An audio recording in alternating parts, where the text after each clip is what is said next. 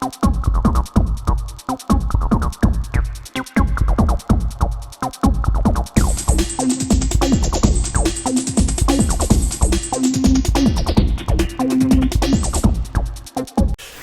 back to another show. Today we've got Josh Garrett. Thanks for coming on board today, Josh. Cool, awesome. Thanks for having me. Again. Well, deja vu. On the show. I'm just going to start where we normally do. Josh, tell us a little bit about yourself, mate. Where are you from? Like, you know, your background, and how did you get into this musical journey? Sure. So I'm born and raised in Ann Arbor, Michigan, which is about half an hour west of Detroit. And lots of deep Detroit roots basically on my mom's side of the family, going back like 7 or 8 generations, so being around Detroit and being exposed to the music in Detroit, you've got Motown. It must have been amazing. Oh well, yeah. I mean, it's crazy. Right. The radio that was happening when I was growing up in the '80s with you had the Wizard, Jeff Mills, Claude Young on WHYT. You had the Electrifying Mojo, right? So you get exposed to all kinds of stuff, and like it really was like just a crazy music melting pot, right? Like, and even when I was in like 6th and 7th grade, our bus driver, her name was Annette, and she had her bus wired with a stereo system, right? And she would put on tapes that the kids would bring in, and she always recorded like Mojo. She loved the Police, so like you would always be hearing like Sting and the Police and stuff on there too. Hey? So and Prince, right? So that's like the big 3 things that she was always playing. It was like Sting and the Police, Prince, and the Electrifying Mojo tapes. And so, grew up like, I don't know if the parents would have been super happy to know that we were bumping around town listening to like Erotic City. That's what we were exposed to. Raspberry Beret, that's an okay one to go to school. Oh, absolutely. But Erotic City was definitely played. That's what I'm saying. And so, I mean, growing up with that, and then in Ann Arbor, there was a really good music scene as well. I mean, it's very, very tied to Detroit. And so, like, it's kind of funny if you're from there. Like, I can't really say, "Oh yeah, I'm from Detroit." But if I'm away from there, it's like I'm a Detroiter, right? Because like grew up sort of in the metro area. Ann Arbor's a satellite as opposed to a proper like suburb. But anyway, that's a distinction. I think the satellite's like Flint, Flint, Ann Arbor, Toledo, and then you've got Detroit, and it's sort of like core suburbs. So I grew up in that environment. My parents are both into music. My dad was a clarinet player and piano player and stuff, much more sort of jazz focused, and he was in the U of M marching band, also University of Iowa, so Hawkeyes and Wolverines. But anyway, my mom was always sort of paying attention to like what was new in music, a little bit more so than my dad. My dad had sort of the things he liked. But like, my mom would bring home like Talking Heads records and like, Bob James. And we actually went to see Bob James when I was really young. It was like 1983 and he was doing a demonstration on MIDI. Just you and your mum? Yeah. We went to Rackham at the University, U of M up there. And Bob James was doing a demo of MIDI. It was around the time I think that his Obsession album was coming out, and he had used MIDI in it. And MIDI in 1983 was like brand new. Yeah, for sure. So it was like this mind blowing thing. And then like, the Fame TV show, there was the kid who was really into synthesizers, and so seeing that and like, oh man, synthesizers look really cool, right? And so it's kind of funny because like I came up through like a punk scene in Ann Arbor. There's a lot of punk going on, and being that we're kind of like in between Chicago and Detroit, like you'd have bands like the Necros and Big Chief later in Detroit, and of course Iggy Pop is from my hometown, so is Bob Seger, right? Yeah. And so I went to the same high school that they did much, much later.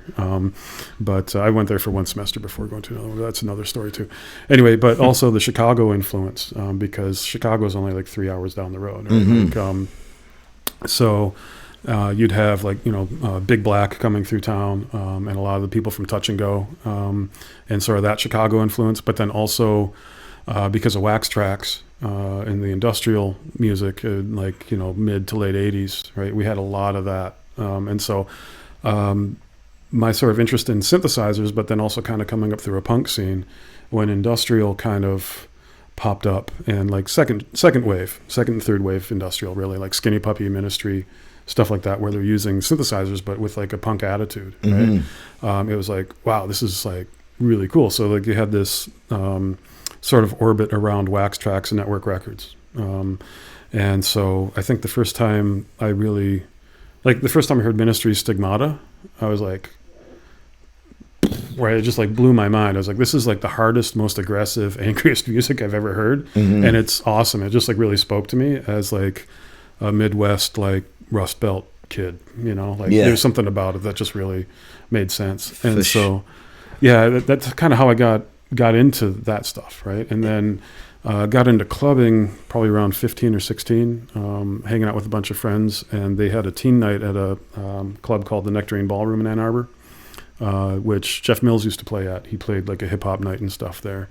And so we were kind of kicking around one afternoon, and like my buddies and I, again, were like a bunch of like punk rock kids, goth kids, and we decided to go as an ironic joke to teen night. And we're like, yeah, let's go to the club.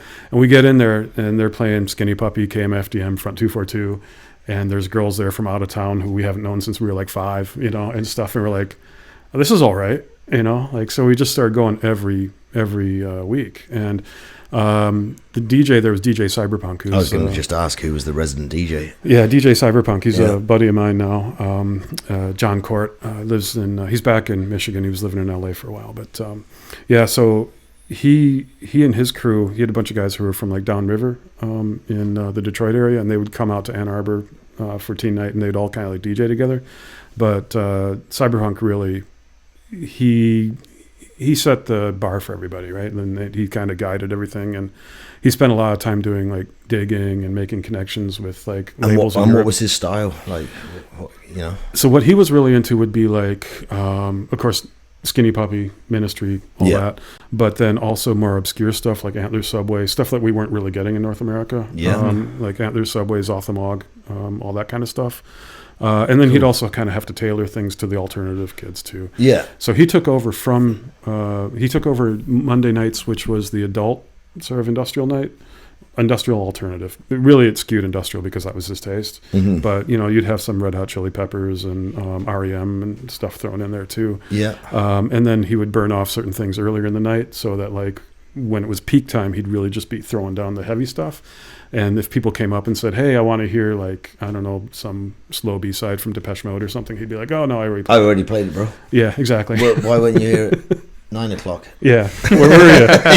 Where were you? But it was funny. It was like Sunday night from 6 to 10. It's $5 to get in, and then they had like just line pop up on the bar, right? So it's just free pop. So $5, and you've got your next 4 hours of whatever. That's cool. Yeah, so that's kind of how I got into going out. And then like once you turn 18, you kind of graduate to the Monday night industrial nights. And then you end up also then going into Detroit to go to like City Club, which was the other industrial club, and that would be on Saturdays. And did you guys obviously travel into Detroit quite a bit? Yeah. Well, my entire life. Like my great-grandparents lived in North Corktown, which is also known as Briggs neighborhood. It's where the old Tiger Stadium used to be. Okay. And so Corktown's kind of cut in half by Michigan Avenue. So if you're north of Michigan Avenue, you're in North Corktown, and if you're south of Michigan Avenue, you're in Corktown, or Old Corktown, I guess. Mm-hmm. That's obviously the old Irish neighborhood. Did you ever travel any further and go to other cities just to check scenes out at the time, or was it pretty much you just stayed where you were because it was so good there? Yeah, so there's a funny thing about the whole Detroit and Midwest thing is, so I got into DJing around 91, I guess, and I was playing industrial because that was the scene that I was really in. Yeah. I was aware of house music at that time, but it was sort of like, I loved Future, like Your Only Friend was like probably the first like real acid house track I really heard, and just again that was because of Mojo. Yeah. And house music coming out of Chicago, it was influencing Detroit and Ann Arbor at the time, so I was aware of it. But I started DJing industrial, and for university I went out to Massachusetts for about a year and a half and got in with a few guys there, and we sort of had a little DJ crew, and we'd do like industrial and alternative and various college radio stations, and people would bring us in to do parties, and we'd play like these little clubs and stuff. And then I moved back to Michigan after about a year and a half for a variety of reasons. And my girlfriend and I also split up around that time, and this would be 93, and then I was... God, you're old. Yeah, I know, I'm ancient. And so, but I was back in there, and I was talking to a buddy of mine, and we used to have a thing called MNet in Ann Arbor, which was like, it was a bulletin board, but it was connected to a sort of a precursor of the web. It wasn't graphical at all, right? Okay. But you could connect to different Altos systems and around the world, right? It was a worldwide network, but it wasn't like what we think of the internet. Okay. But anyway, I was in a chat there, and I was talking to a buddy of mine, and just split up with my girlfriend. I was kind of depressed, and he was like, why don't you come out to a party tonight, right? Like Richie Hawtin's playing, and this was like my first like underground. And so we went to, it's a spot called the Bankel on Woodward, and it's like a theater space, right? So Nice. one half of it's a theater, and the other half is probably like the storage room or something for the theater. Well, the party was in the storage room side, and we were hired to do lasers at it. And so my buddies had sort of like rigged up these like kind of janky things with like RC car remote controls and servos and stuff, and they had these mirrors, and so we took these lasers, and these lasers are big honking things. Again, like this is like '93, right? So it's like you don't have like the pocket lasers yet. Yeah. So we had these things mounted on these wooden frames with these like two mirrors, but you did not have granular control or any sort of like discrete control. It was all like everything was like like that. So they were basically useless. So we ended up just taking the lasers off of them. We climbed to the top of this platform and just wave them around. But the DJs were that night. I think it was Richie, Jetstream, and Boomer. So Jetstream was from Windsor. Boomer's from Toledo. Richie's from Windsor. Yeah. And so that was my first party. So that was like April 10th, 1993. Cool. And Rich played until 8:30 in the morning. There was one girl left dancing, and he was still playing. And this was before Plastic Man, right? So he hadn't sort of really sharpened his image into sort of what he is. Yeah. Yeah. So he was wearing like blue jeans with happy faces painted all over him and stuff like that. You wouldn't see that, you know, anymore. But yeah, so that was amazing. And then like I went back to Massachusetts for about a month after that, and I was just like telling my buddies about this. And there was also around that time, there was a party series at a club called Industry in Pontiac, Pontiac's about 45 minutes north of Detroit. So it's a pretty good drive to get there from Ann Arbor. But we would go like every weekend. And they had a party series called Cyclotron, which was focusing on Detroit artists. So Richie was one of them. I can't remember who the other three were offhand. I'd have to look it up. But they also, the See the Light tour came through that summer. And that was Aphex Twin, Orbital, Vaporspace, and Moby. Wow, man. And, you know, good lineup. Unbelievable. Yeah. Crazy. Yeah, and so it was funny because when they did it Industry, they have a stage, and then they have these like platforms above, and then they have this area behind the dance floor under these stairs. So Vaporspace opened, and he was on the platform up here, and then Moby played from the stage. And it was basically a rock concert, right? Yeah. And what was funny though is because like I didn't realize like Drop a Beat had lyrics, right? So he's up there and he's like singing to Drop a Beat, and then the audience is singing to it. I'm going like, how do you know the lyrics, right? Because like the album version is just there's no anyway. It's instrumental. Yeah, it's weird, but anyway, I guess a lot of big Moby fans. I gotta admit, Moby Go, the original, like when that first came out, mate. Yeah. Again, I'm an old raver. That was an iconic track, man. Fucking just blew everyone's mind. Yeah, and the Rainforest It still sounds mix. great now too. Yeah, I still love listening to it now. Mm-hmm. Right? Yeah, that Twin Peaks like string roll over in the piano, and I was always partial to the Rainforest mix, but that's because it's the heavy. Yeah, you know, but and then Orbital played from behind everybody, and then Aphex Twin still fucking rocking. Orbital, right there, mate. One of the best sound systems, actually. Not one of the cleanest, nicest sounding sound systems, but powerful and dynamic. I went to watch Orbital, I think it was Exeter University, and it was in a gymnasium. Oh, okay, yeah. Which isn't really an ideal fucking... No, lots of reflections there. But they had their sound system almost like this. Like they had the rigging up above, and it was in a 360 circle. And in the middle of the hall was their tower. Oh, okay, yeah. And they'd built a scaffold tower, and they were up above, right up there. That's cool. Right in the ceiling with their little glasses with the fucking lights on. Yeah, man.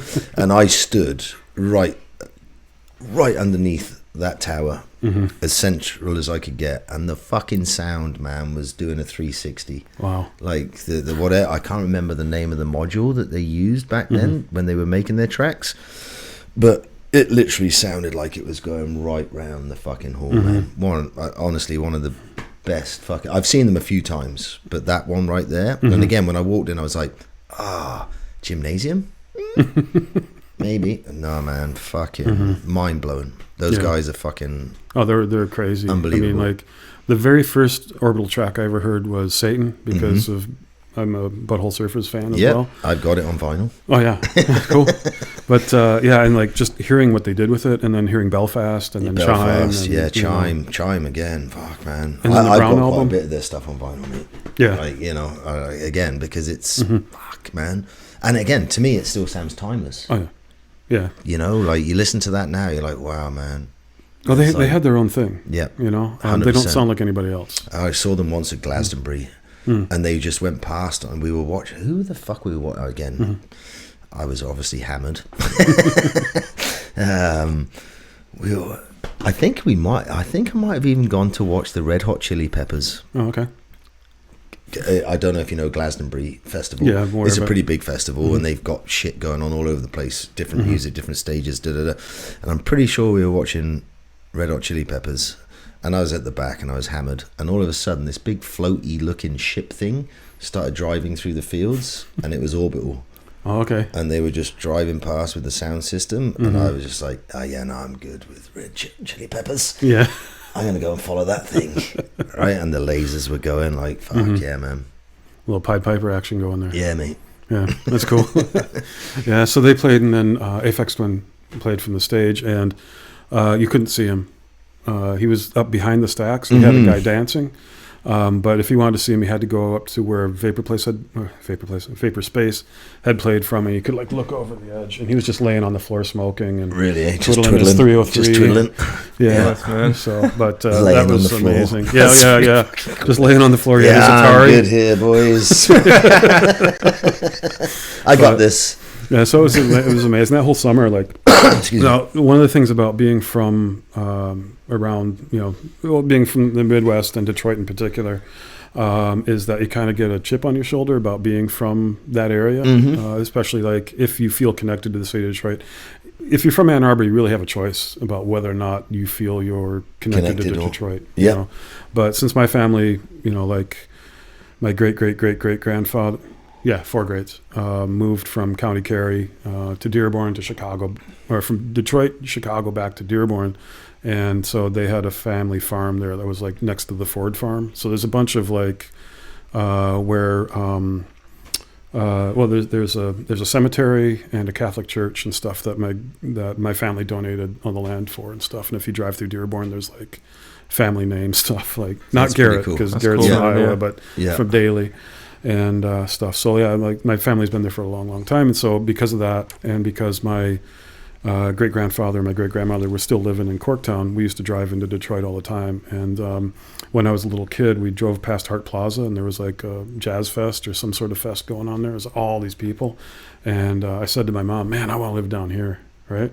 And so I was like, okay, yeah, this is a city kid, but just that I've had that connection to Detroit since being a little guy, because like we used to go in to see my great-grandparents. I remember them in the neighborhood, and like my great-grandfather worked for Ford for like 41 years. He was that was the main like sort of factory and income, wasn't it, for Detroit, the Ford? Yeah, Ford, well, GM. I was going to say GMC was there as well, right? Yeah, that was got big Rose was there, and cars in general. Right? Just cars in general. Yeah. Same with Windsor. Oh right? yeah. Windsor on the other side. They had their car industry, right? In fact, my mom's biological father's father was he snuck over the border from Windsor to go work for GM under a false name. They found, under his real name. They found him, they kicked him out of the country, and then he snuck back in under a false name. And they found him and kicked him out of the country again. But just to work. Exactly, like just to work in the plants, because like it's good money. It's good money. It's money, yeah. You got to earn it, right? Absolutely. Oh yeah, I mean, there's entire cities that exist because of it now. Like, for sure. It's the same in the UK, right? With the car brands there as well. It's really actually, even the shitty little city I grew up in, Swindon, we've got a Honda plant. And it was Rover back when I was younger, but it's now the BMW plant. Big plants, man. So same town as Jack Dangers. Yeah. Yeah. So, Meat Beat, I love Meat Beat. Anyway, sorry. So that's fine. So, going back into like Detroit, then, what was like the best sort of venue that you went to? The best sort of act that you saw play? Ooh. I mean, and that's a hard one because you've reeled off some really good names. That's a tough one. But like, broad question right there. But like, what one stood out to you the most? Okay, so in terms of venue, okay, let's see. The best club was probably the Shelter, which was also attached to St. Andrews Hall, and also had the Burns Room, right? So you had like 3 floors of, and they would do 3 floors of fun and stuff too, right? Okay. Different sound systems, different music, each floor kind of thing. Genres. Yeah, the weekends they'd have like, you know, okay, for example, you might have Richie Hawtin in the basement, Dr. Alex Patterson in the Burns Room, and then like the main room, you know, like I've seen Speedy J in the main room there before. He spent 15 minutes just making different parts of the room rattle, you know. But so like probably the Shelter. Industry was really good back when it was happening in terms of like being like a New York style nightclub in Detroit. Best act, man, that's a tough one. Like that's why I asked it. Yeah, I mean when Rich was at the height of his powers, like he's untouchable, right? So that's kind of an easy one.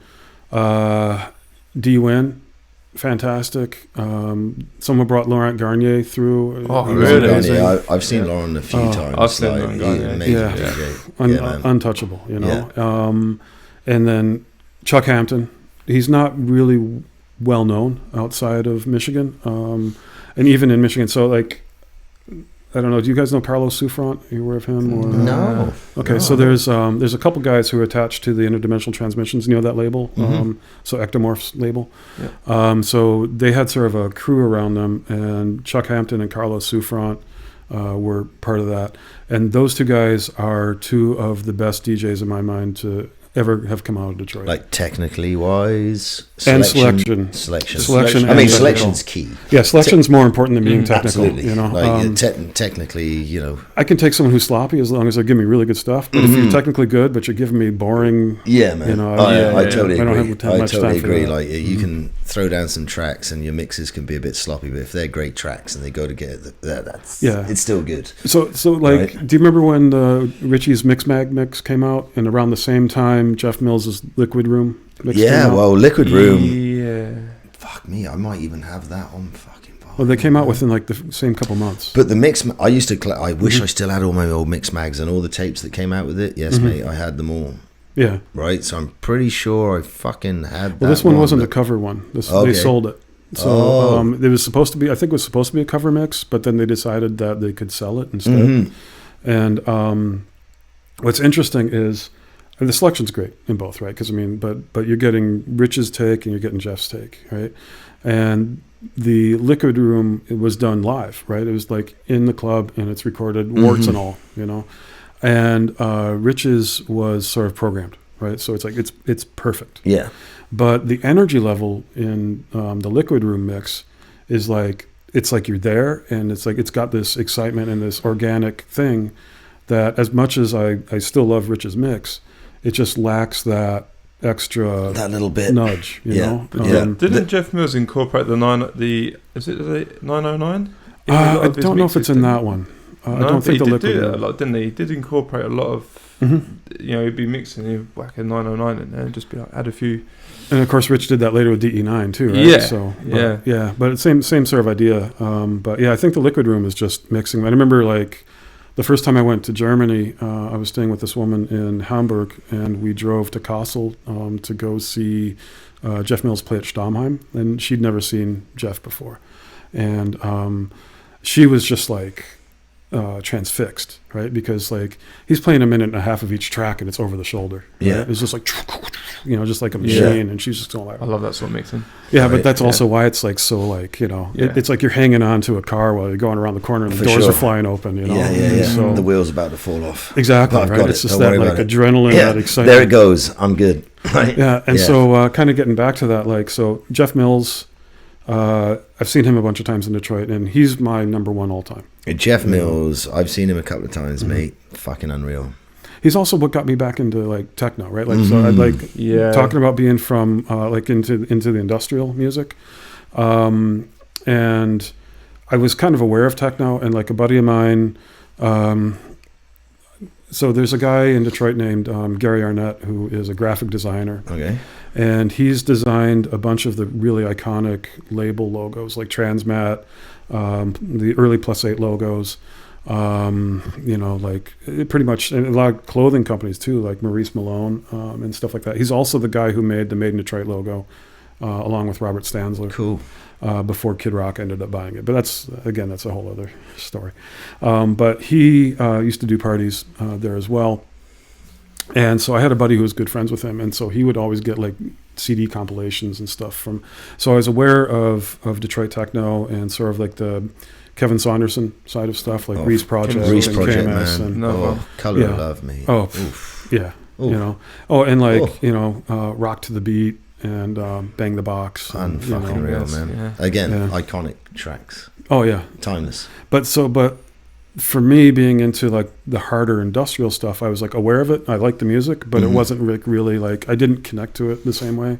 But like house music didn't really grab me the way that like, Wax Trax and Network stuff did at the time. And then a friend of mine went to France when we were DJs in Massachusetts, and he came back. He's like, dude, they have Detroit techno sections in the record stores over here, right? And then if you're from Michigan, you're not even aware that this is a thing. This is actually a thing. You're just like, oh, well, these are the guys making the music, and like heard some of this on the New Dance show and stuff, right? And I could talk about that in a moment too. But he came back and he had X101, and I heard it, and it just like, it clicked. I was like, I get this. This is like, this is it, right? Like, it's real easy to go from Front 242 and Ministry over to X101 Underground Resistance, right? And now, of course, also there's a connection to industrial music through Underground Resistance, because both Jeff Mills and Mike Banks were part of The Final Cut, which was a Detroit industrial/house project, right? So they did house music, but they also did industrial, and they kind of blended the two stylistically, because at that time, things weren't really like rigidly like this is this and this is this, right? Yeah. And so Jeff Mills and Mike Banks were both part of The Final Cut.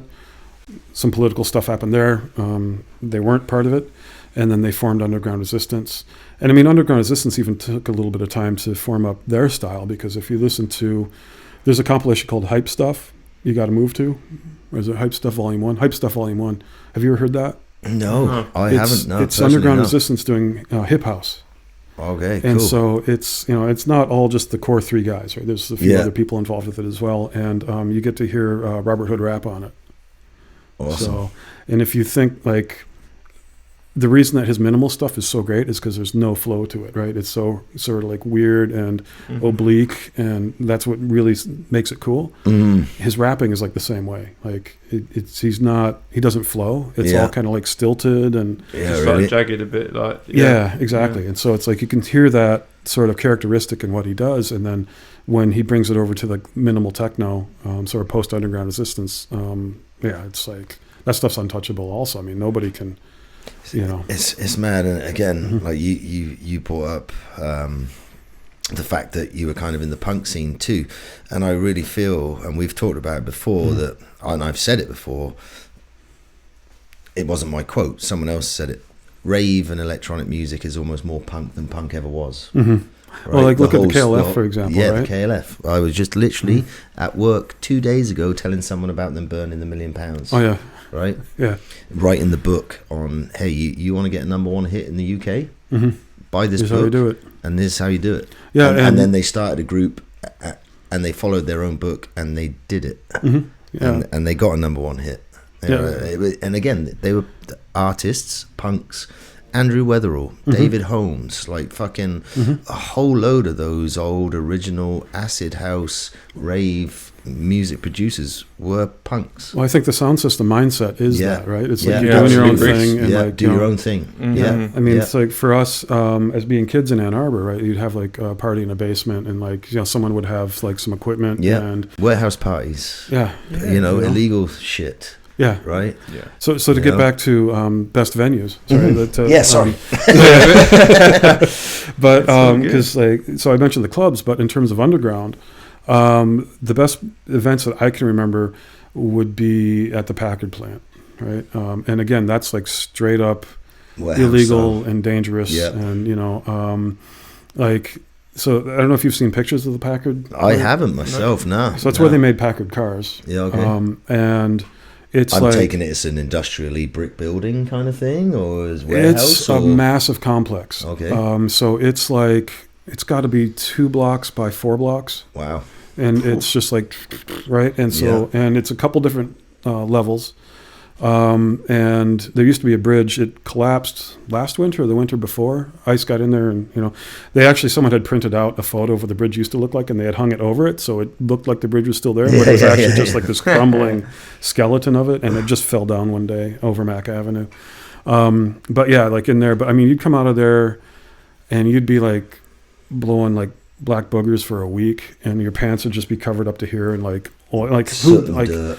and grease from the cars, because Yeah. I don't think anybody there was no like environmental reclamation Yeah, or yeah. cleanup, Yeah, yeah. and so that was all questionable. But I mean, like some amazing And were they parties. illegal parties? Or were Oh they, yeah, there's no it fully was legal. Yeah, Yeah, I'm yeah. sure that they had Just breaking in and doing a party. pay off the security people, Yeah, and bring stuff in, and they would use different parts of the building every time, right? Really? Because it was never you in the just same move. spot. They were just.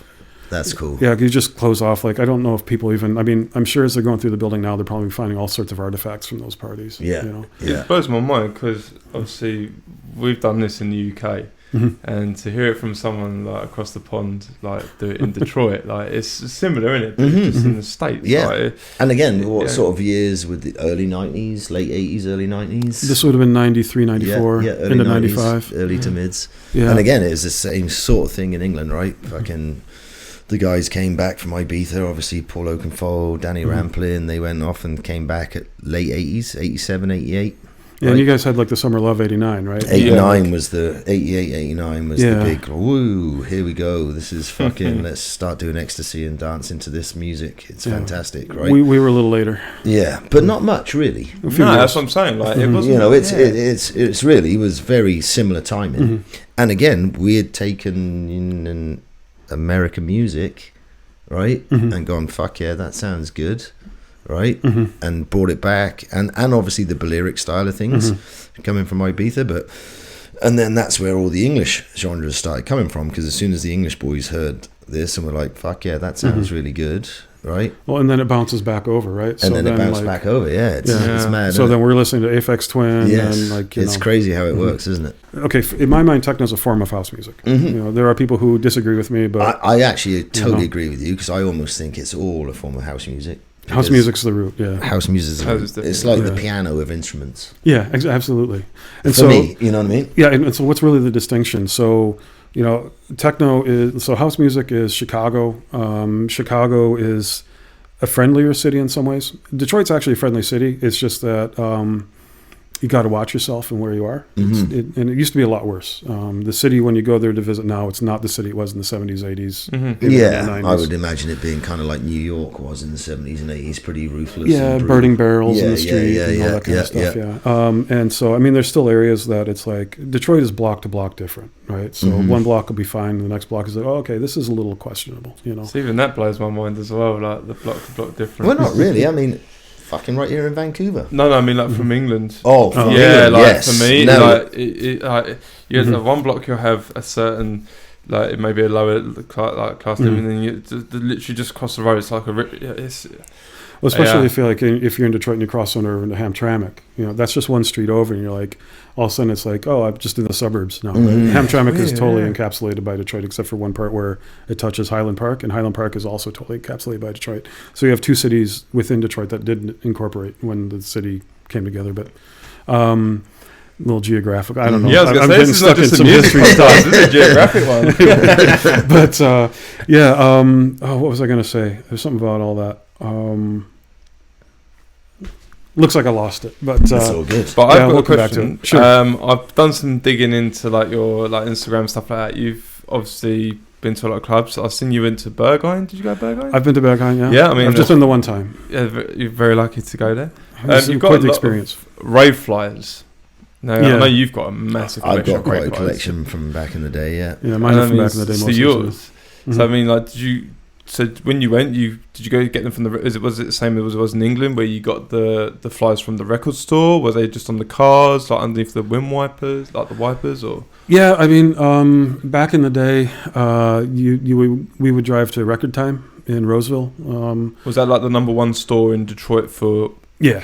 There were a few, but Record Time was sort of like the spot, right? Mm-hmm. So Record Time was a solid record store, but what they had over everybody else was they had the dance room, and the dance room you had guys like Rick Wade and Mike Huckabee. So they actually had like a little nightclub in the record store. Oh yeah, the DJs stocked really, and would tell you like so like Big Daddy Rick, Mike Huckabee, Brian Gillespie, and Brendan Gillen, right? So, and they all kind of had their DJs who would come and like they knew that guy's taste, and they would pull records, and they'd be like, "Are you walking?" They'd be able to look at you and be like, "I think you're gonna like this." Right? Yeah. There's like they had that magic. And yeah, the dance room was unbelievable. They carried all like a lot of the local stuff, stuff that was being distributed by Intellinet, which was, John and Rich, and then Seventh City, which is Dan Bell's distribution. That's pretty fucking cool. To have a little club in the record store. Like I've been in a lot of record stores back home, and none of them that I ever went in actually had like a dance floor. Oh, they didn't have a dance floor, but just they had a room that was dedicated to dance music. Because I was going to say that would be that'd be different. Like a little mini club in a fucking record store. My mind all of a sudden was like, oh my god, that's like heaven. You could go in there. And I mean, you could, but it wasn't a dedicated spot. Well, like there's a store in London called Phonica Records. And Richie Hawtin done his album release in there, and I told you about it. So I think it was 200 people in the store, and you could only get the buy it from there, the first release. And he done his set, and I didn't make it, but a guy from my town did, and he said it was fucking unreal because there's only 200. There's not even. I don't think it's even 200. It was even less than that. You're in a record store, and Richie Hawtin's right there playing his whole album, and it was just, he said it's just phenomenal, like absolutely phenomenal. You got photographs, t-shirts, like signed vinyl. It was like fantastic. But then like the one in England, wasn't it? Black Market Records was the number one. Oh, Black Market, yeah. Black Market was big, yeah. Flying Records was big. Junior Boy's Own Shop was pretty big back then. Yeah, there was quite a few big ones, right? Yeah. But anyway, going back to the flyers. Sorry, the Rich Hawtin thing and the record store. Going back to the flyers. Trying to keep stories on deck here. Yeah, I know, right? We're just waffling on here like old men, aren't we? Give me a plan to see where we go. With the flyers, how many have you got? Because again, I have no idea. I got a shoebox full of them. Nice. Yeah, they're mostly from Detroit, from the 90s, and Midwest and New England. And then I've got a bunch from Germany from the mid-90s. And then the rest of them are kind of like from up around here. That's pretty cool. We should actually have. We interviewed a guy a while back, a friend of ours, Fat Media Dave. Yeah. And he owns and runs the largest website in the world for flyers. Okay. All right, the largest database for flyers. So it'd be interesting to see what you've got and see if he's even got them on there. Because he literally just, people scan them in and send them in, and he just like dates them, logs them, who was the artist, Oh, wow, he keeps a whole database? Yeah. That's really cool. We even had one of the artists who done the flyers, Junior Tomlin. Yeah, Junior Tomlin, we did it. How he designed it, airbrushed it. And wow. They've become collectible again. Yeah. Like back home right now, some of those old flyers, the 88s and 89s. Oh, yeah, I bet. Oof, man, they're worth fucking money. Right? Yeah, I've got some from some really critical parties. Yeah, man, that's pretty cool. I'd love to see it, actually. I almost almost wish I should have bugged you to bring them in. We could have sat here with the box. We would have to have a 6-hour podcast. Yeah. Then. Well, I think we're going to have to do an episode. If you bring your flyers, we could do a flyer. I'll totally do that. I think that'd be freaking wicked to do. And I remember some of those parties. I'll show you mine. You can show me yours. Sounds good. See what jogs loose in the brain too. But yeah, so I mean, the thing is, like with the flyers, I mean, it was like as you were leaving parties, kids would be, they would have flyer people. You'd come out, they'd be on your windshield wiper. Were you fascinated by the art, or just who was on the list, or Mostly who was on the list and who's doing it. If it was a really cool flyer, then like Like I have one from Germany that is it's die cut. Like the whole thing is just punched, right? They cost more, yeah. Oh yeah, and it's just like all the text, everything in it. It's just a white piece of paper that's knocked out where all the info is. It's cool, isn't it? Again, we talked with Dave about it. Some of the money that was spent on the flyers back then. Oh yeah, it's insane. They don't do it now. No, you can't afford it. Like and again, you don't need to anymore. You just fucking do a flyer on your phone. Yeah, and people don't even want them anymore. Yeah, like you try to give flyers away, and they're just like, no, it's like it's all Instagram or you know. It's a shame because it's a for me it was a big part of the thing. We used to come out excited. Oh yeah, you know, they used to throw them under your fucking windshield wipers on the cars in the parking lots. You'd come out like, oh yeah, what I'm gonna have today. Well, and a bunch of mine are like all folded over and scribbled on because of the map point and all that. You know, I can't even count how many good ones I threw away as well because you just come out and go, yeah, no, fuck it. I'll keep that one. Yeah, imagine how much they're worth now. You can't. I can remember sometimes in the parking lots outside the Eclipse and Brunel Rooms in Swindon, it'd be a sea of flyers because everyone would come out and go, yeah, fuck off. Yeah. Now, right there, looking at the market, there was thousands of dollars getting thrown away. Oh yeah.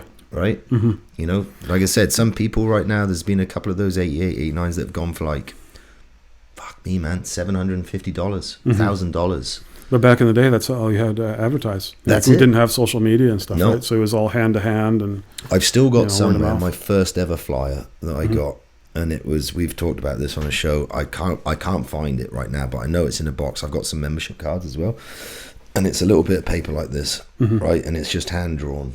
Oh, wow, black pen on a bit of white paper, and it's this little psychedelic thing, and all the word goes around, and it's just telling you about the party, and then at the very end there's a phone number. Right? Yeah. And I literally got given it in a pub. This hippie chick walked up to us. Hey man, you guys want to go to a party tonight? Here you go. I was like, oh yeah, okay. Yeah. Right? Yeah, that's cool. Found the phone number. Okay, go to this pub in this city. Went to that pub. Again, someone else random walked up. Boys looking for the party? Yeah. Okay, go down here. Right? And at that party, again, we've talked about it. I'm waffling on. That went on for 4 days. Oh, geez. Oh. My first ever, like, proper hippie rave experience. I went home halfway through it. And my mum was like, where have you been? I was like, I don't fucking know. And she's like, where are you going? I was like, back to that field. I'll see you in a couple of days. Yeah. Right? Wow. And again, like, I know I've still got that bit of paper somewhere. And it's just this little bit of paper. Yeah, well, that's it, right? Like, I mean, it's all about getting the word out. And I mean, I actually was involved with designing flyers before I ever went to a party. Cool. So, like I was saying, like I had a buddy who was friends with Gary Arnett, and everybody would hit up Gary to do graphics and stuff. And if Gary didn't want to do it, he would go to my friend and say, yeah, there's this guy who wants this thing. Do you want to do it instead? And so he was like, yeah, sure. And he was on a bit of a time crunch, so he asked me to come in and help him. So we did like this flyer from hand drawn or software. All software. So it's Photoshop. There's been like 92. So a lot of Kai's power tools. Yeah. You know. Anyway, that kind of sort of pseudo 3D rendering. And then I did like a logo for a promotion company in Chicago called Sense Productions. Awesome. And that kind of got around. Do you still have any originals of that? Yeah, I got some stuff here and there. I mean, it's all digital files. Right? Yeah. But you still got it? Got it squirreled away somewhere, yeah. Nice. In fact, I have some of Gary's stuff, like the original Punisher skull for Underground Resistance. Cool. You know? Mate, I'd love to see some of that. Actually, wouldn't mind getting some files and printing them off. Yeah. That'd be cool. Got some of that stuff. Yeah. And then, so... You're talking about Richie Hawtin playing to 200 people in yes, thing. Did you? Sorry, go on. I was just going to say, the best party I've ever been to was Richie Hawtin in a hunting lodge in northern Michigan with 150 kids from Metro Detroit. Okay, so here's how you're going to know I'm from Michigan. Detroit's down here. The party was up here in a town called Grayling, which is a good, like, 3 or 4 hour drive up. And it was unbelievable, just like a bunch of rave kids. Yeah. We didn't use the word rave, right? It wasn't cool. Like, oh, it's a party, right? Or it's techno and stuff. For us, there's a bicoastalism thing of like, oh, it's raves in New York and LA, and like we're in flyover country. And not only we're in flyover country, we're in Detroit, which is the murder capital and the armpit of America, right? That's how like we were kind of perceived from outside. So we had a bit of a chip on our shoulder about all of that. And so because of that, there's a sort of a Detroit chauvinism that kind of came up around it. And like, no, our parties are better than everybody else's. So you like snobs then?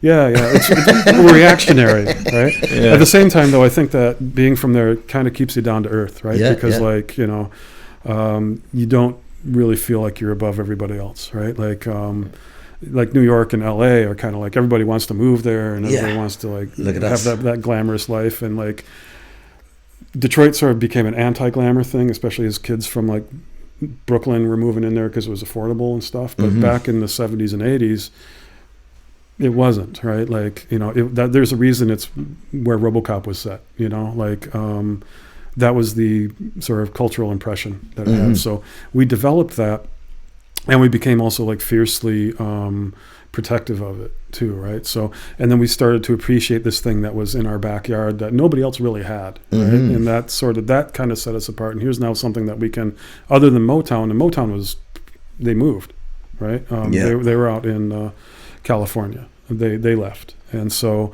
you know, we had all the Motown. I mean, the music that came out of Motown, you can't compete with that. Motown's just unbelievable, man. It's right? fantastic. Yeah, I mean, you know, Smokey, Aretha, like, you know. Anyway, Temptations, all of that, like just unbelievable music. So you've got that on one side, and so, you know, we've got that sort of cultural legacy, but we didn't have anything that was sort of ours until this kind of thing started to come up. You know, it's really interesting. Most of my support as a DJ, or not as a DJ, but as a producer, the people supporting my music and playing my stuff, like I get a lot of UK and Ireland support. I think, you know, because the harder stuff kind of fits in with the style that those guys are doing. And then like a lot of support in Detroit, in North America. I think like my stuff kind of works in Detroit and LA. That seems to be the people who like what I do. And it's being like, having come up as a white kid from Ann Arbor, getting support from like, you know, sort of the core Detroit techno guys, it just means so much to me. Like, it blows my mind that that's there even, right? Because the culture that we were dealing with back, you know, in the early 90s, there was kind of a wall in some ways between some of it. But the thing is, like, I think, you know, there is a certain, not to toot my own horn, but real recognizes real kind of thing. And you kind of find your community and you find your like-minded people. That's cool, yeah. And you find your support mechanism and stuff too that way. When, kind of talking about producing and stuff, when did you go from going to the clubs, partying, to deciding that you wanted to produce your own tracks? What kind of led you that way? So I'd been in punk bands in high school. None of them were very successful, and we even had like kids being sent to rehab stuff. So it's sort of the whole rock and roll experience right there. Yeah. And so some of my friends didn't last too long in the bands, and so I got into wanting to make my own stuff because I didn't want to have to rely on anybody else or deal with their personalities or any of that stuff. Just like make my music. And originally I was kind of like skewing toward industrial and stuff like that. And then when I started going out more heavily and going to the techno parties, I only had a DX7 at the time. And so I was figuring out stuff to do with that and sequencing on the Atari using like Trax, which is a cut down version of Master Trax Pro. Yeah. And then there was a whole community in Ann Arbor. And so at that time there was a radio show called Crush Collision, which was hosted by Brendan Gillen. I think he was the second. Brendan Gillen's half of Ectomorph with Erica. And so, and Ectomorph actually originally was Brendan working with Gerald Donald of Drexcia, right? So so that's how they started.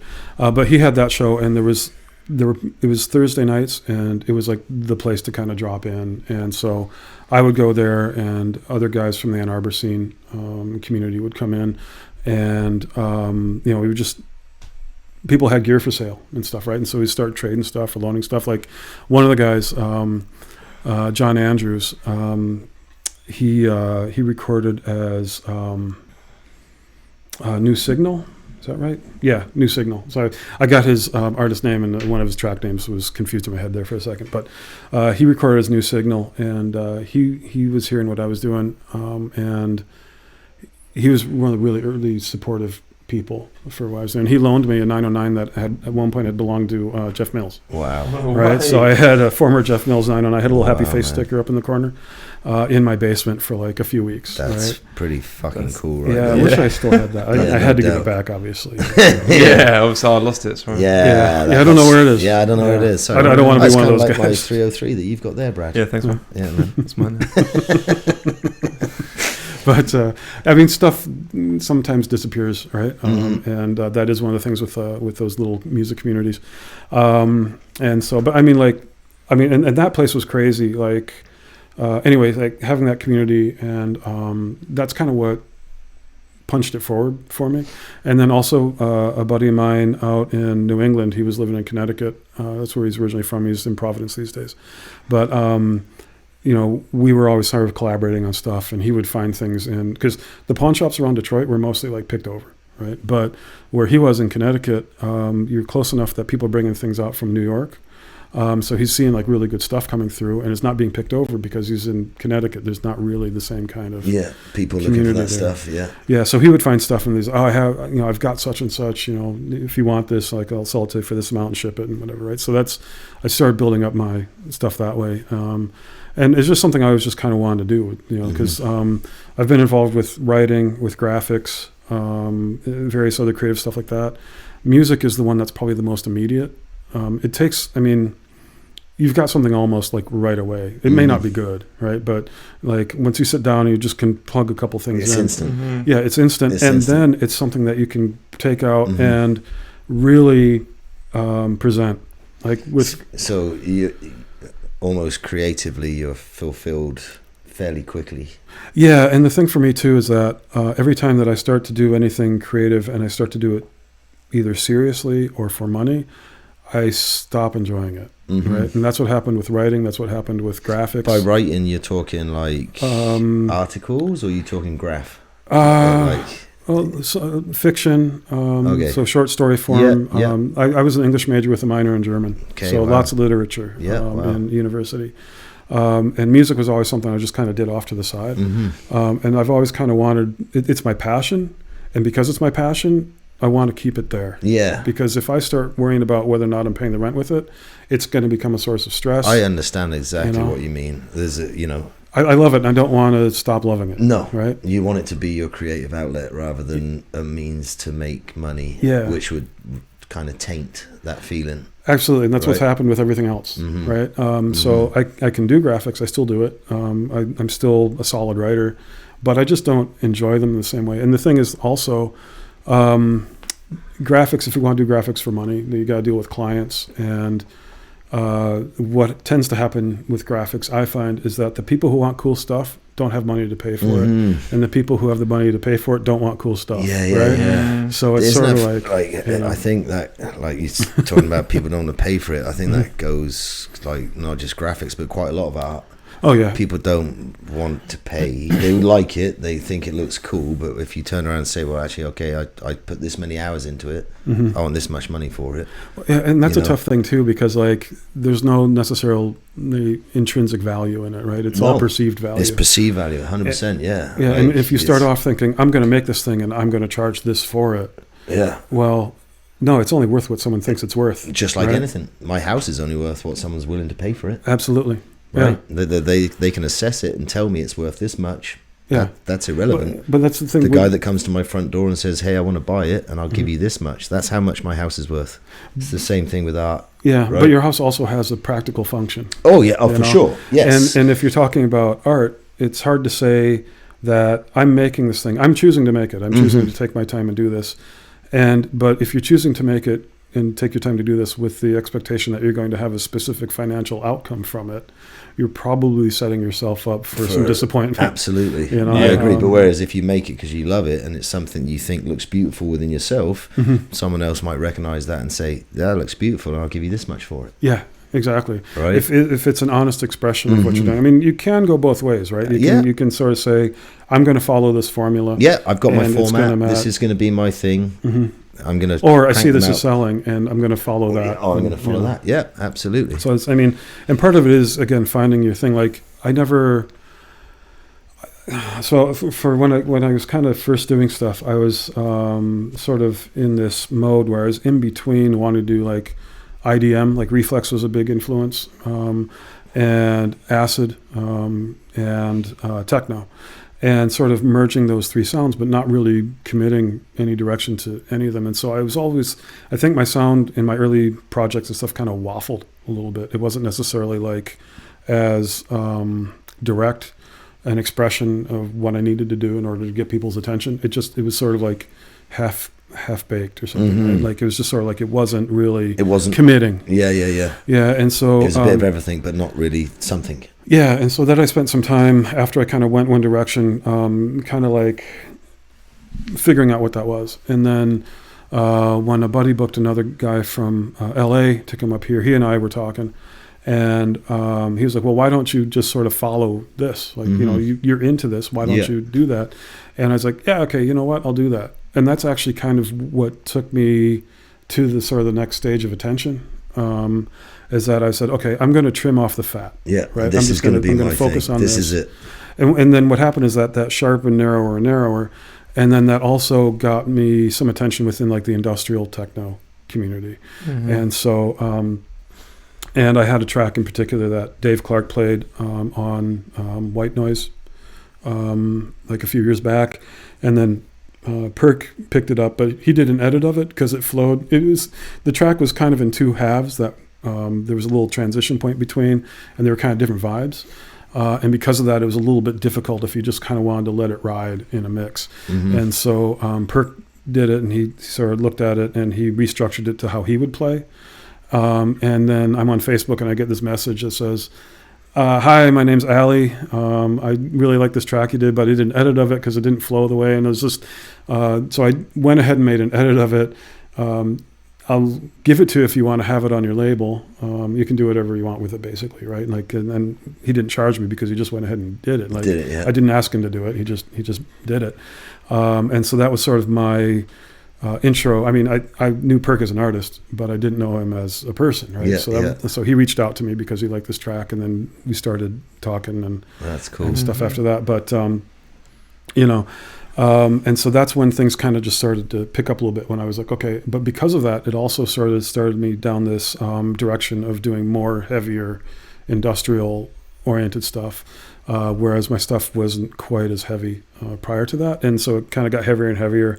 Because of his style, or just because like, I was finding that audience, right? Okay, and the labels that were coming to me for remixes, and the labels that wanted stuff from me. And so that's where I was finding my success. But at the same time, it's like, okay, I'm kind of getting into waters that isn't my sort of native swimming route or something, right? And so, but hooked up with Gobsmacked, they're great. And Dirty Minds. So Gobsmacked's based out of Berlin, but it's like a couple Irish guys that run it. And then Dirty Minds is based, they're in Ibiza now, but they were previously in Italy. And that is Irregular Synth, Vincenzo Palumbo, awesome dude. And I was working with a guy who's sort of doing some management for my label at the time. And so he also kind of helped propel some stuff. But that's the other funny thing, like industrial techno has kind of seeped into all techno lately. And I kind of miss releases that aren't covered in skulls, you know.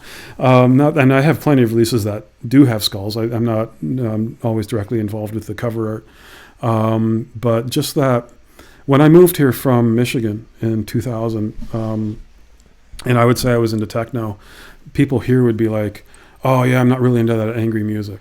Yeah. And to me, techno's not angry music, right? Nah. It's got an edge, but it's badass. There's a difference between angry and badass. Yeah. You know? I got to admit, instantly, as soon as I hear techno, and again, I know some North Americans think all electronic music is techno or EDM. No. When we talk about techno, I do almost think industrial sound.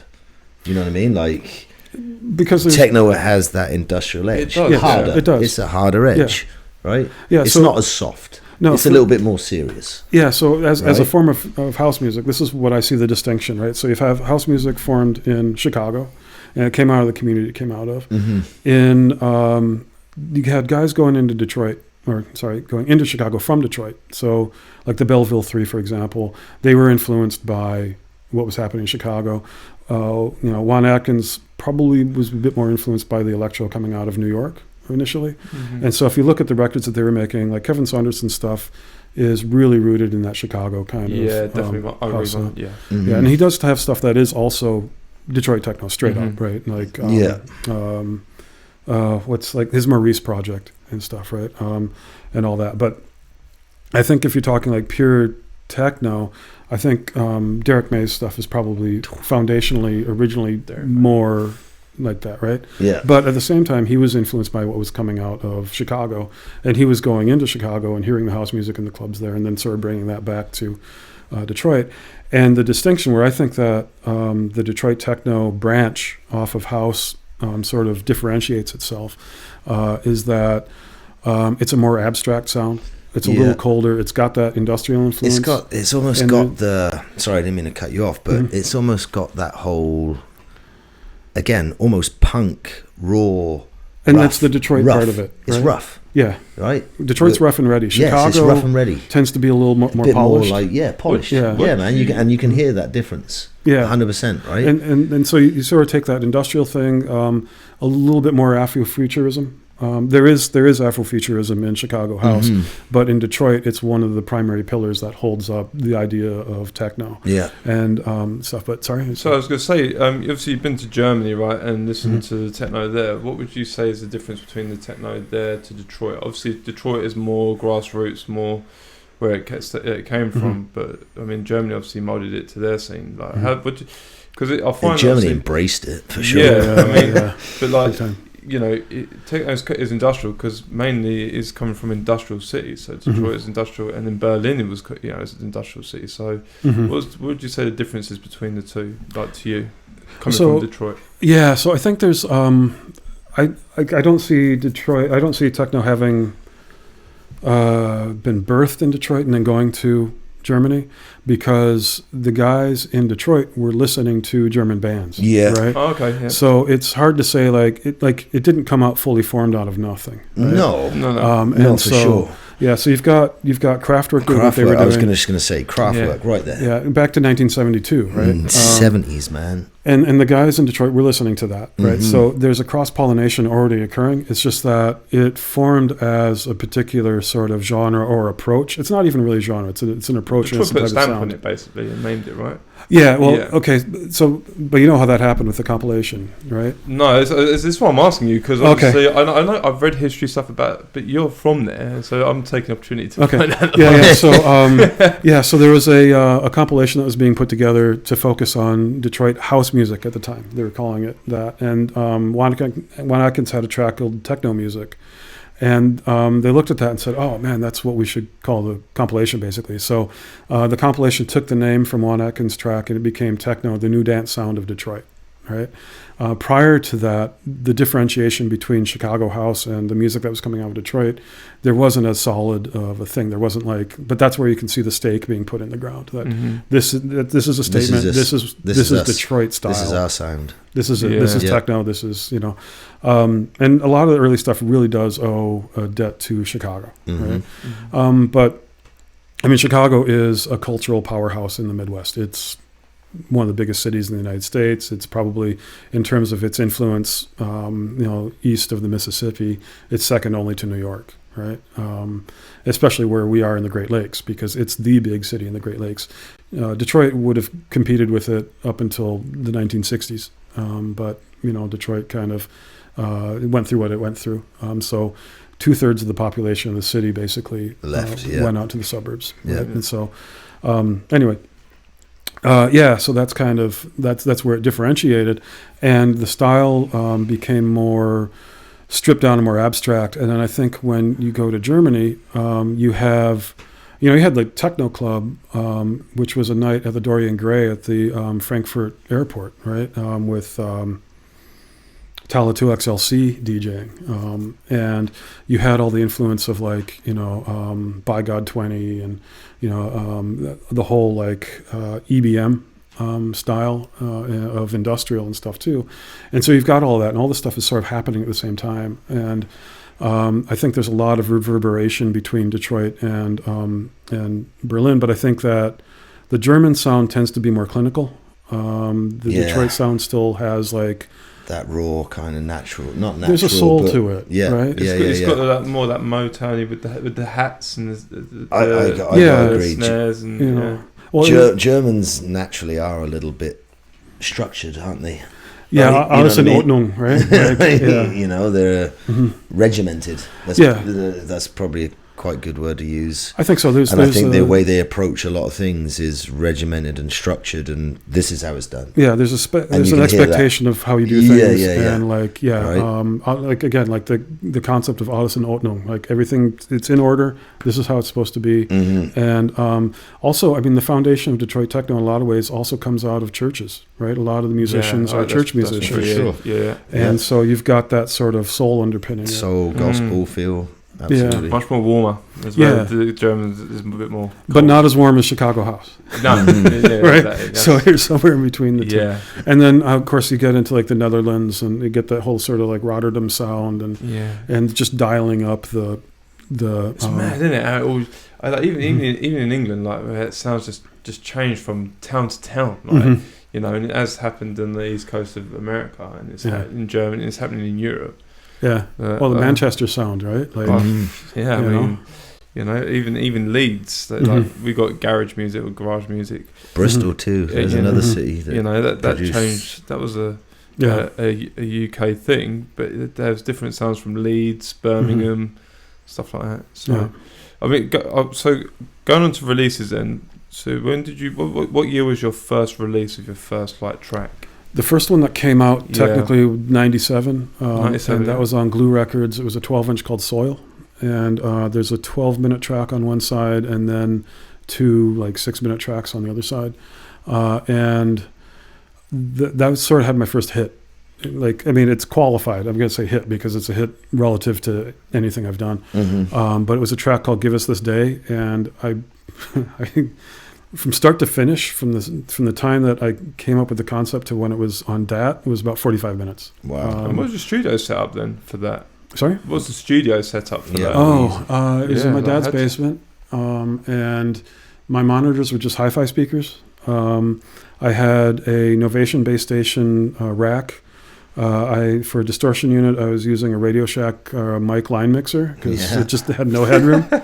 But it sounded awesome. You put the bass station through that, and it was like, it was raw.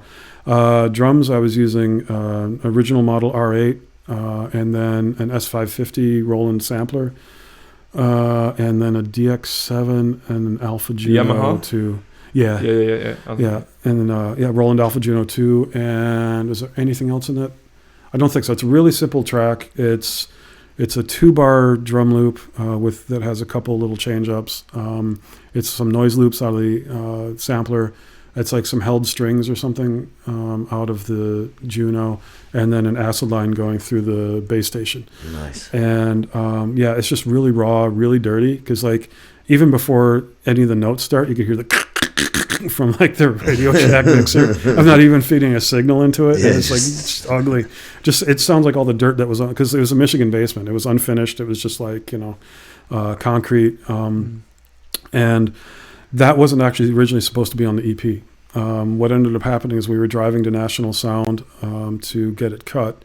That's Ron Murphy. He's the guy who cut really all the important Detroit records in the 80s into 90s. He also cut like Basic Channel and all that stuff. And so he cut 2 records for me previously. So prior to working with Glue Records, I was associated with a record label called Smart Records. That was out of Ann Arbor, and that was distributed by Intellinet. And I cut 2 EPs for them, but they didn't come out before the label was dropped from Intellinet. So probably somewhere there are some test pressings or lacquer or plates anyway of those 2 records out there. So maybe whoever picked up the collection from the Intellinet warehouse. Press it one day. Or they might be in a landfill somewhere. That's so cool.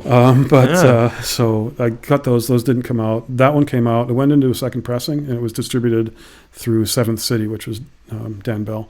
And so that was really cool. That's probably the release I actually made the most money from. How was it feeling getting your first bit of vinyl? Oh, amazing. I can't even imagine. Yeah, I have 1 copy of it left. I had at one point I had 7, I think, something like that, maybe 5. I had like 3 white labels and then 2 official pressings. I just couldn't imagine someone giving me back a bit of vinyl and being like, I made that. Yeah. It's mad though, isn't it? Like, it's like, my music's online. Like, this is a hard copy of like... That's Yeah, cool. well, it's also, I mean, there used to be lots of barriers to entry, Mhm. right? And I mean, there's a good and a bad aspect of that, right? Like now, like a large run of records is like 300 copies, right? That's insane. Like when we did our pressing back in the day, I think we did 500 and then we did like a second 250 or something. I don't know. I cut it and it was pressed, and then I moved to New Mexico for a year. So I was away from Ann Arbor when the record came out. The label sent me the stuff, but so I wasn't around in Detroit when the record was actually around, so bad timing on my part there. But it got good attention. People liked it. And then, I had a few copies, and I've been hit up even recently with people wanting to buy copies of it off me, and I'm like, I'm not selling my last one. You know, like, do not sell that last one. Repress, man. Do a repress, bro. It sounds pretty dated by this time. Yeah. Kicking. I gotta admit, mate, we were talking earlier before we started recording the show. I bought all my vinyl from England. That's all I mix now. I've got DVS. I could do digital vinyl. I don't, man. I play my vinyl. And some of those tracks are, early 90s, right? Late 80s, early 90s to 2000-ish. Some of it, man, still sounds fucking great to timeless. me. Oh, yeah, there's some timeless. tracks that are timeless. Like, Half the kids out there would be like, whoa, that sounds fresh. Brad played a set a while back. Oh, and yeah. At the end of his set, he played Energy Flash. Oh, yeah. Well, that... Some of the people That's in the a club had never heard once-in-a-lifetime it. He told one girl, Really? you were like, it's like however many Yeah, years old. Really? Yeah, They're it's like, just some Wow. Right? Well, that's the thing, the history is a just... lovely young lady came up to me and was like, oh, what track's this? And I played it as my closing track. And it was 123 BPM, and I had to put it to like 132, right? And it's even sounded great doing that. I was like, this song's older than me and you. She's like, what? I'm like, I'm 31 years old, and this song is the same. It's older than you and I. And she's like, it fucking sounds... Mate, again, and for me, that was right when we were raving. When that track came out, that was peak English rave days. And literally, I used to play that track over and over That's and what over fucking it. and over again. Man, because again, the noises, like you say, that bomb, bomb, bomb, bomb. Between that and Joy Belcham's remix of Dominator. Oh, fuck yeah, man. Man, that's all he would have needed to do, right, to be a legend. You right? could just play those two tracks all night long and probably keep a party going. Oh, yeah. And everyone would be like, okay, play it again. Yeah. One more time. One more time. Go on, man. Yeah, no doubt. I mean, it's like, speed. Right? Yeah, getting back to Hard Floor for him. I mean, we haven't talked about Hard Floor here, but we're talking about them before. Sorry, go. But they, there was a young couple who moved here and was like spent some time, and like people tend to think nothing's happening here, like they're going to come in and take over and stuff, and so I think they kind of had that mentality. And it just blew my mind because we were driving somewhere and Experience One came on and they never heard it, and I was like one of the greatest acid tracks ever. You've never heard it. You've never heard Experience One. You want to break the scene? Well, I'm not putting it on him that way. No. But it just blows my mind. But I mean, that's the thing too, is that like these days, again, like getting back to how the barrier of entry is so low, that anytime a track comes out, it has 2 weeks to get noticed, basically in digital. Beyond that, there is a long tail. But if the track doesn't break in 2 weeks, it probably won't break. Interesting. Right? And so what I tend to find sells stuff is if a particularly large name puts it in a mix that's visible. You know, like I had a track for Gobsmacked, which is called Malediction, and that came out a few years back, and Dax J played it as the second track. Dax J, I've seen him live. Oh yeah, it's like, but he played it as the second track, opening a set for New Year's Eve, like 2018 or something, and it went to the top of Gobsmacked's charts for like over a year, I think, out of that. Or, well, close to a year, something like that. I don't want to exaggerate, but, just that's where things get noticed, right? Is that, absolutely. And then there's another track that Kobasil played. Is that right? Kobasil, eh? Yeah, not one of mine, but one of mine off the label. Yeah.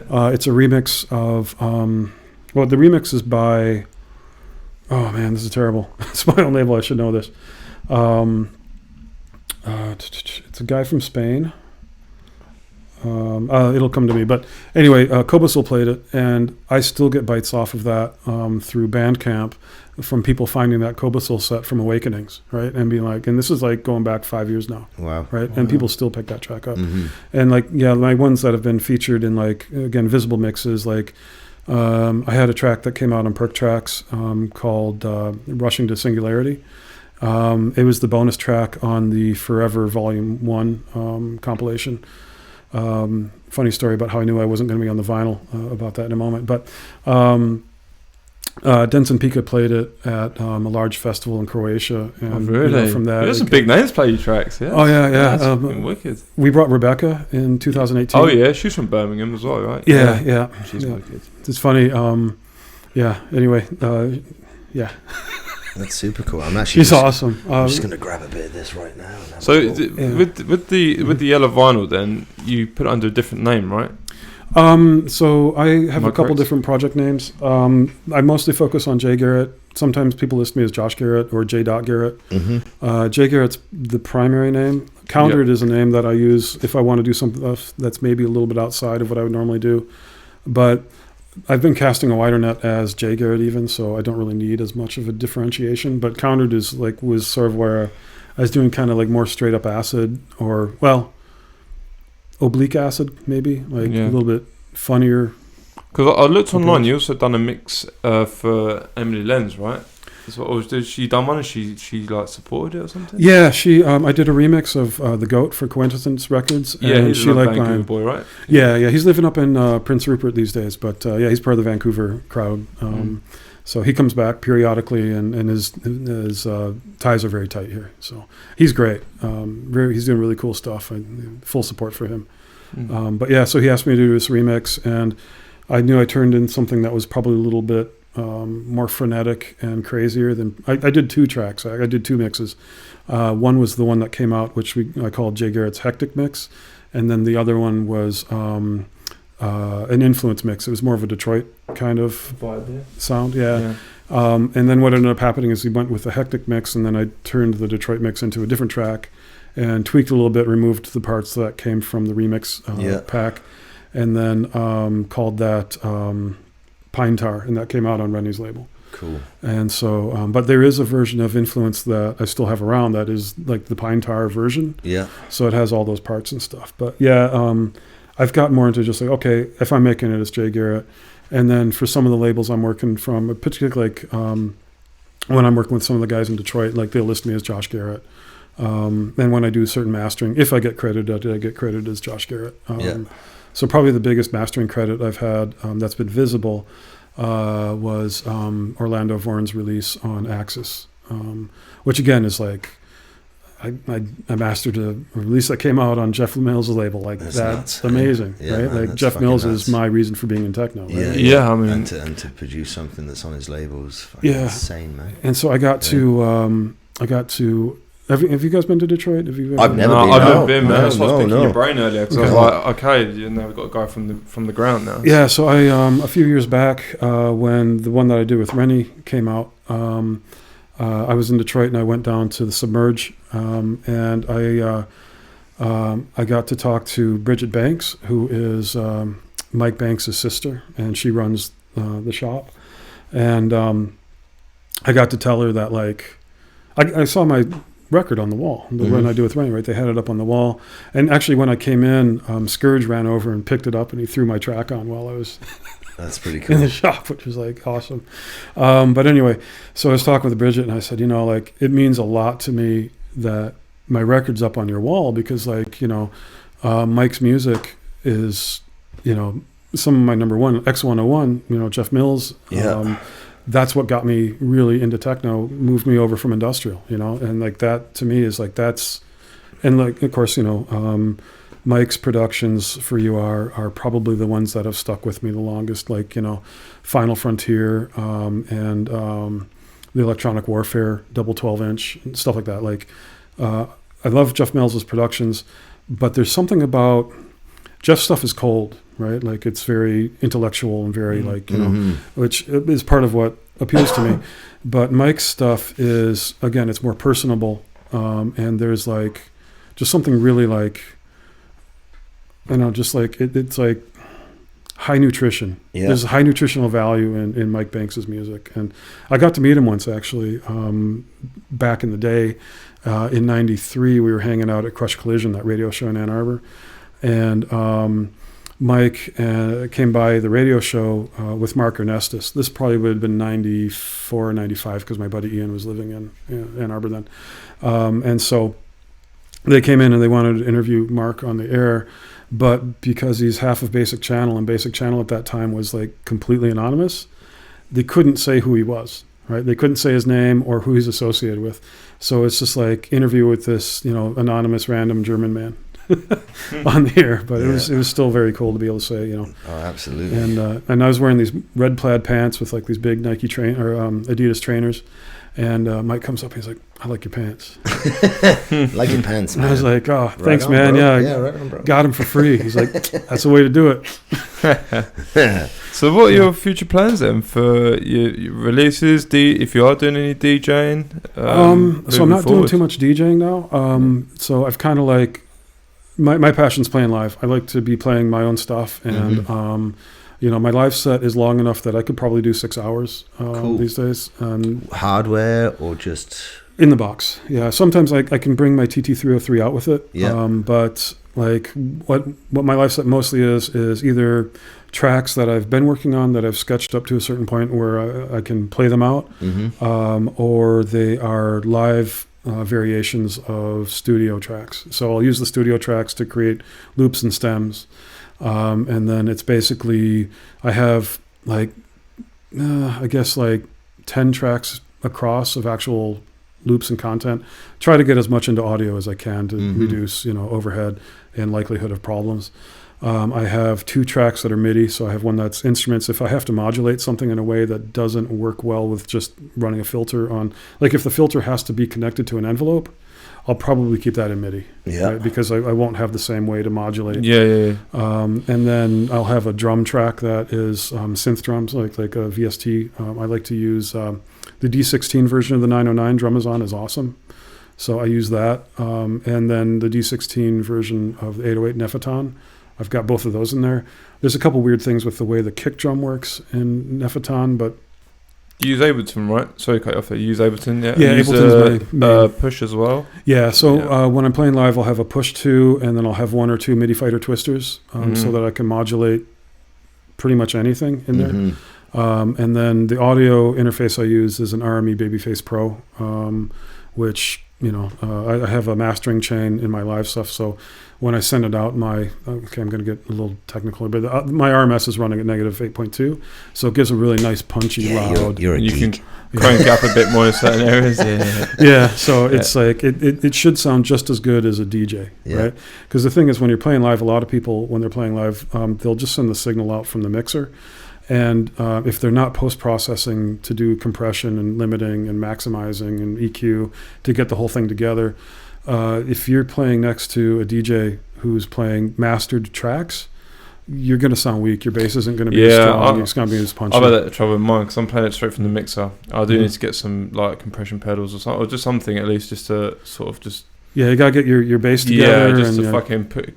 Yeah, mellow it down a bit more. And even like when I opened for Perc, when we brought him here in 2017, I didn't have the same mastering chain that I have now. So I was playing, it was going well, and then Perc came on, and all of a sudden the sound was like, I had a little breakfast patty, and he had like a proper banger, right? So I was like, okay. So I the next day I updated my sound card, and then I spent time improving my mastering chain on my live set. So now it's like, and so I opened for I Hate Models in LA back in 2019, and after my set, like the guys who were on the soundboard came up and like, that was like the tightest like sounding live set we've had and stuff. I was like, that's okay, cool. I'm glad to hear that, because like it's worth the investment of time. And, effort. And so, and Brad already asked, did you have anything kind of coming up in the future that you've got booked up? So there's a remix that's coming out shortly on RF of Talandra, and so that's already on Beatport, so you can listen to the preview, and that'll be for sale on St. Patrick's Day. Actually, that's coming out on Rennie's. So March 17th that'll be out, and then I'm doing a track that'll be coming out later in the year on RWIS, which will be a compilation track. So that's run by The Butcher out of Detroit. Awesome dude, Sean Tate, good friend of mine, and awesome guy. And he runs that label, and he's been so I did a remix of one of his tracks that was on his very first release on the label, and then this will be an original, and that'll be coming out on vinyl. And he does short runs where the colorway of every copy is different. It's really cool how they do that. But anyway, so every edition you get, like these are colored, but they're both yellow. Right? Yeah. So he'll have one that'll be like raspberry, and it'll be gray, and it'll be like cool gold color, right? So it's very cool. And so so there's that, and then I did a remix of Woody McBride that I think he's shopping around an EP. So he's doing a re-release of the EP that he did with Subspec. I ran Subspec from basically spring 2012 until the end of 2020. And originally when I started, it's because I just wanted to do what I wanted to do and not have to worry about working with other labels and stuff. And I've got to a point now where I have a bunch of different labels that I can send stuff to that, I have a pretty good chance that one of those is going to pick up whatever I'm doing. Yeah. Nice. And so I don't really need my own label as a platform the same way. And it was also just getting to be a headache. So I was like, okay, I'm not going to do this anymore. So I shut down Subspec. It still exists on Bandcamp, but it's now out in all of the stores. And then for any of the artists that I wasn't able to pay out because we didn't achieve the payout threshold, all rights go back to them anyway. And especially if it's within a year and they haven't received anything, all rights go back. So all rights of all the releases that were released on Subspec have reverted to the artists that produced it. So they can do whatever they want. So Woody hit me up and he's like, hey, what's happening? I see the stuff's not in the stores. And he had been playing that track again and stuff. And so he wanted to know if I wanted to re-release it. But I said, yeah, man, you got all the rights to it. So if you want to do something with it. And then he's like, okay, that's cool. He's like, if you'd be up for doing a remix, I'd love to have you do that. And so I was like, so that was really cool and really appreciate that. Because, there again, there's like an old hero of mine from back in the day, and being able to work with him and stuff. Must be, and Woody's an awesome dude too. Like there's a bunch of guys like that, like Woody and Claude Young. Claude Young's awesome guy, really good friend, and to be able to work with him and for sure stuff. Must be an amazing feeling. I actually wish we had a turntable here. I should bring down one of the spare ones. We can actually slap it on because again, it's original content. I think also, if we did do another episode with the Flyers, we could put some vinyl on of your tracks and go through it. I've always asked this question at the end. What advice would you give to new up-and-coming DJs and producers coming in the scene now, whether it be production tips, DJ tips, or just breaking out in the scene itself? Yeah, I think, that's a tough one, right? Because it all kind of happens in different ways. I think the main thing is to find your community. Find your like-minded people. But at the same time, when you're networking, it needs to be organic, right? Because you've got a common interest, meet the people who think similarly to you or can expose you to things that you haven't considered but are supportive, and you kind of head in the same direction at least, but with networking, you got to be careful because you can't treat it like networking. You can't be like, okay, I'm going to be friends with this person, or I'm going to meet this person, and I'm going to get this out of it. Right? Because people will smell that on you. 100%. And the thing is most of the stuff that I've got, where I've got people supporting me and who I support, is because we appreciate working with each other and we like what the other person's doing. And there's a mutual respect there. And, I'm not if I bring a smaller, when I'm promoting, and I haven't done any parties in a while, and I may kind of step back from that anyway. We'll see what happens. Things are opening back up, but I prefer to play than to produce events. Yeah. But, we were producing events to bring people nobody else was at the time. But when I'm bringing somebody small, I'm not bringing them with any expectation that they're going to bring me back to their market, right? Yeah, for sure. It's just got to be, I like what you're doing. If you like what I'm doing organically, that's a bonus. Exactly. That's a bonus. Yeah. Right? But if I'm doing it, it can't be mercenary. No. Right? That's just, I think it's the advice that I would give. Well, didn't mean to cut you off, but sure. You got 2 copies of this here. Is there any chance we can steal one of these off Oh, you? these are all for you guys. Okay, well, how about before you leave, you can sign the cover? Oh, sure, yeah. And we'll give it away. Yeah. Okay. Right, we got one, Rennie signed one for us as well. Okay. So maybe if we could get you to sign this one, we'll do a little when the show goes out on the air. Sure. At the end of it, we can give Do it a away. giveaway with it, I guess. Yeah. Okay, sounds good. That'd be cool. Cool. Appreciate No, that, they're mate. pretty cool I colours, actually man. can't wait to go home and listen to that. Yeah, so actually, a little bit thing of this. This is a little Detroit history, too. This logo is smiley. Yeah. And we did... It was actually designed to be... Did you design it? Yeah, this is a design Nice. I did back in like 93. Yeah. And obviously it's a radiation symbol in Yeah, the yeah. face. So, Yeah. but it was supposed to be for Sense Productions out of Chicago, but he went for a different logo. So we had that sitting around, and we were like, what are we going to do with this? So we just made stickers. We just like put it at different sizes on sheets, cut them up, and we started going to parties, and we just like Just started, slap them up. yeah, just giving them to people, right? So Oh, yeah, we nice. would walk into parties with like stacks of stickers like that, and just right, and then it got all over the Midwest, and then we were like, let's start making T-shirts. So anyway, so it became a thing for a little while, Nice. and in the back of, yeah, I know I'm kind of extending things here. That's but, okay, man. Plastic Man Archives, Yeah. the book. So the full edition. I'm actually listed in the back of it, but Rich couldn't remember my last name, so I'm listed as Josh Smiley. Josh Smiley, cool, man. That's fucking awesome. So it's pretty funny. cool. Yeah, that's so cool. Anyway, yeah. No, thanks for coming on, man. You've given us obviously you told us your music journey. You've given us a geographical sort of lesson and a history lesson, which is also Cool. it's all part of it, right? It's Yeah. wicked. Absolutely. It's been great to chat, Josh. Yeah, mate, I tell you, mate, I really would like to do an episode with our flyers. Like Let's I do say, it. you show me yours, I'll show you mine. Let's do it. Okay. Yeah, absolutely. Awesome, man. Sounds like a plan. Right on. Thanks for coming on, mate. Thanks It's for been a coming great on, mate. chat. That's Yeah, perfect. thanks for having me. It was a lot of Cheers, fun. buddy.